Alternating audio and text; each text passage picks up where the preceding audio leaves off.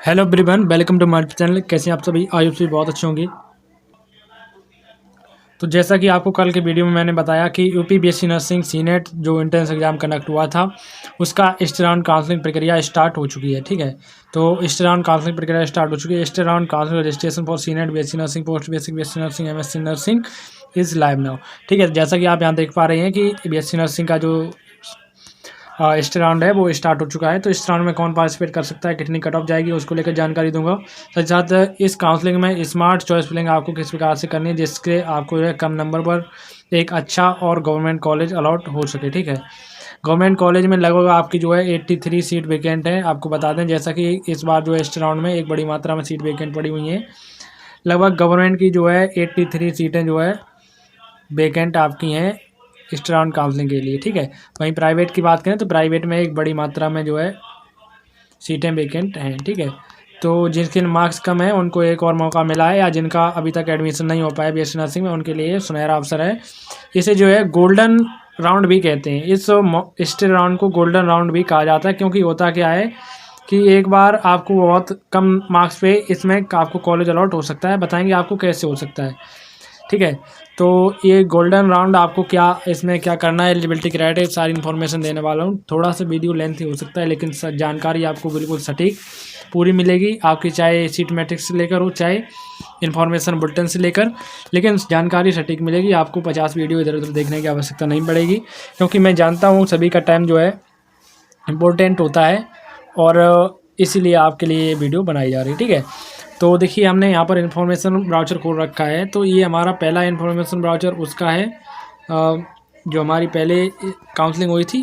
अब हमारा देखिए ये नया स्टे राउंड के लिए अलग से इन्फॉर्मेशन ब्राउचर आया है, on campus stay round counselling information brochure 2025। ठीक है, देख सकते हैं आप यहाँ पर ये बीएससी नर्सिंग का इन्फॉर्मेशन ब्राउचर मैंने यहाँ पर खोला हुआ है। तो देखिए हमारा जो रजिस्ट्रेशन है वो कल से स्टार्ट हो चुका है, 8 अगस्त से, दिन फ्राइडे से। ठीक है, तो end date of counselling registration जो आपकी है वो 13 अगस्त रखी गई है। तो 13 अगस्त दिन बुधवार को शाम 6 बजे तक जो है काउंसलिंग रजिस्ट्रेशन आप कर सकते हो।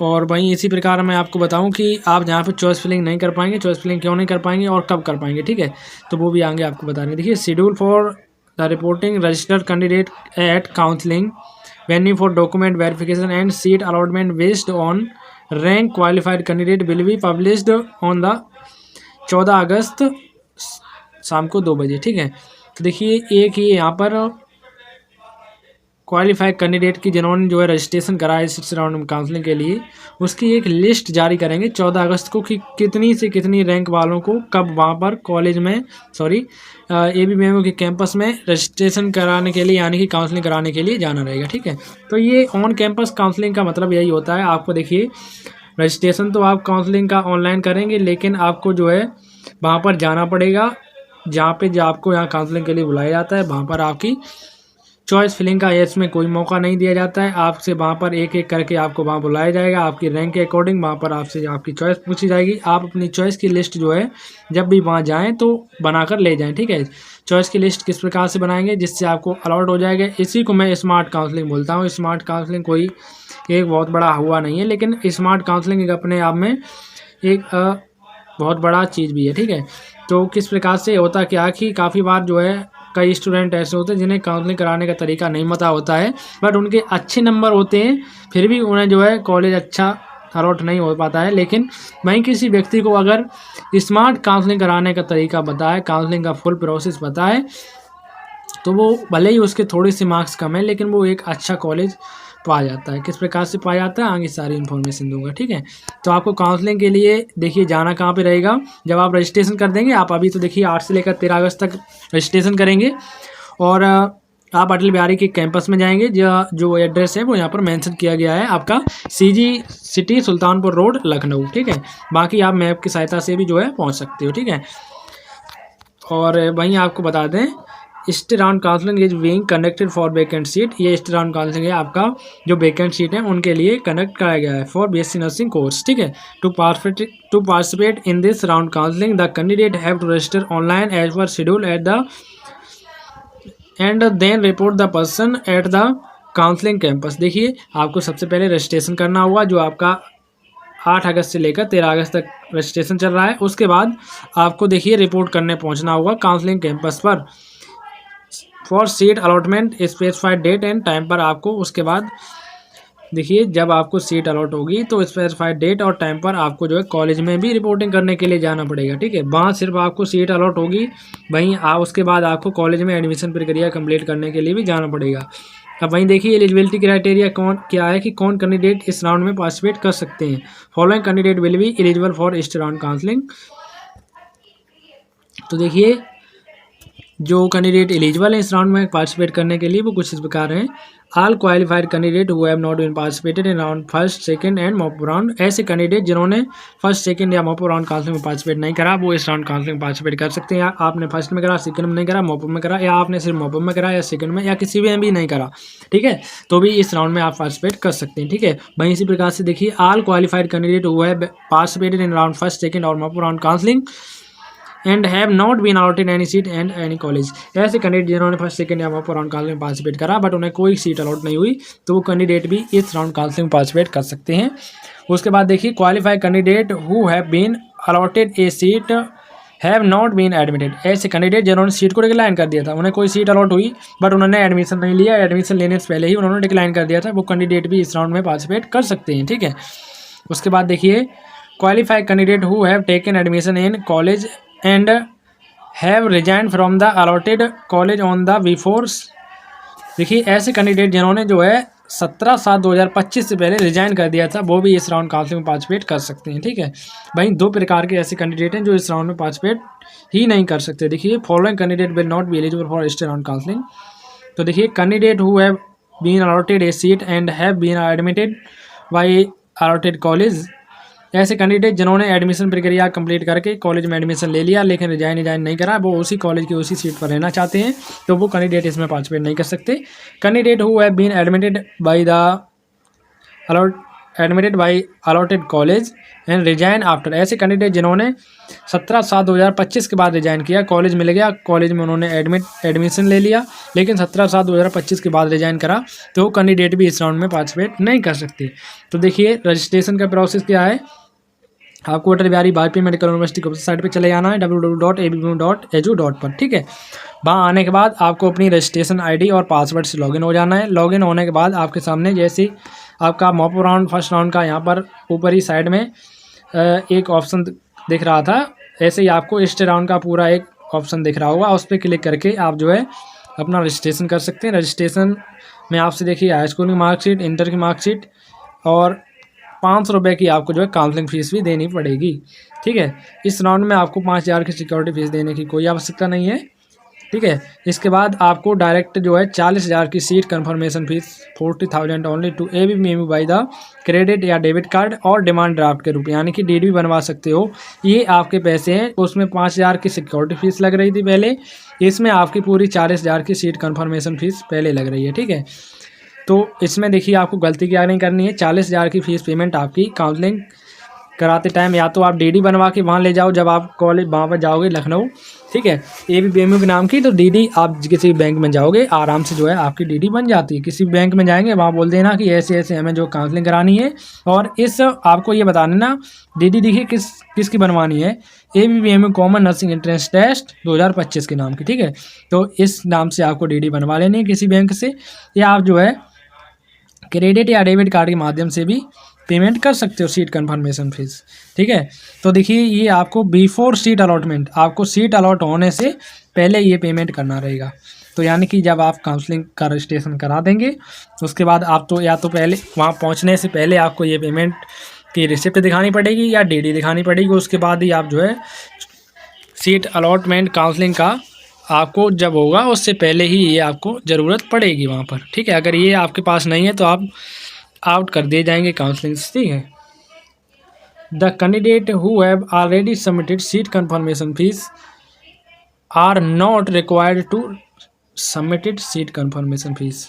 देखिए ऐसे कैंडिडेट जिन्होंने रिजाइन कर दिया था उनको दोबारा से 40,000 अगर वो इस पार्टिसिपेट करते हैं इस राउंड में, कोई सीट अलॉट होती है आपको या नहीं भी होती है तो आपको 40,000 का पेमेंट करने की कोई आवश्यकता नहीं है। आपकी वही फ़ीस इसमें आपकी मर्ज हो जाएगी और अगर आपको सीट अलॉट नहीं होती है तो ये आपकी फ़ीस जिस प्रकार से आपकी रिफ़ंड होनी थी उसी प्रकार से रिफ़ंड हो जाएगी। तो देखिए, the candidate are required to carry, तो देखिए आपको जो है the seat allotment candidate will be done security, जो भी कैंडिडेट जो है काउंसलिंग का रजिस्ट्रेशन कराए हैं उन्हें original certificate document along them the filling which they are not be eligible for counseling and admission। तो देखिए ऐसे कैंडिडेट जो काउंसलिंग करा रहे हैं उन्हें ओरिजिनल डॉक्यूमेंट लेके जाने हैं, ठीक है, और document along with them filling which they will not be eligible. अगर आप ओरिजिनल डॉक्यूमेंट नहीं लेकर जाते हैं तो आप एलिजिबल नहीं होंगे इस राउंड काउंसलिंग कराने के लिए, ठीक है, ऐसा इन्होंने साफ साफ यहाँ पर मेंशन किया हुआ है, ठीक है। इसके अतिरिक्त आपका देखिए all the candidate should have medical fitness certificate, ये आपके लिए बहुत ज़रूरी हो जा रहा है। ये आप किसी भी डिस्ट्रिक्ट हॉस्पिटल से अपने बनवा लीजिए, ये आप बड़ी आसानी से आप जो है किसी भी डिस्ट्रिक्ट हॉस्पिटल से, देखिए आप किसी मेडिकल कॉलेज से, डिस्ट्रिक्ट हॉस्पिटल से या सीएमओ के साइन के साथ आप ये आपका होना ज़रूरी है। अगर ये आपके पास नहीं होगा तो भी इस राउंड काउंसलिंग के लिए आप एलिजिबल नहीं रहेंगे, ठीक है। और इसके अतिरिक्त आपको डॉक्यूमेंट की भी आवश्यकता पड़ेगी। तो list of self attended one set of photocopy document are certificate, तो ज़रूरत आपको पड़ेगी कुछ डॉक्यूमेंट हैं वो इस प्रकार हैं। आपको मिनिमम 1 करोड़ फ़ोटो चाहिए आपकी, कोई भी आईडी प्रूफ, आपका Aadhaar card, PAN card, voter ID जो भी आपके पास अवेलेबल है वो आपका लगेगा, और एक इन सभी की जो है फ़ोटोकॉपी भी लगेगी, ठीक है। Seat verification at the filling of the time application, जो आपने फॉर्म फिलअप करते time seat verification seat upload करी थी उसकी ज़रूरत पड़ेगी।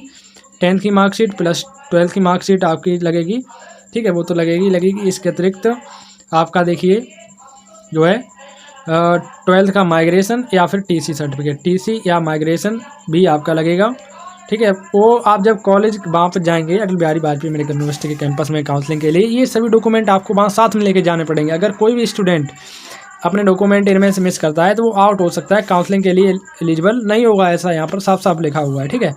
मेडिकल फिटनेस भी है आपका, इसी प्रकार से आपकी कास्ट सर्टिफिकेट जो भी ST SC OBC है, और EWS और OBC वाले ध्यान दें, अगर आपकी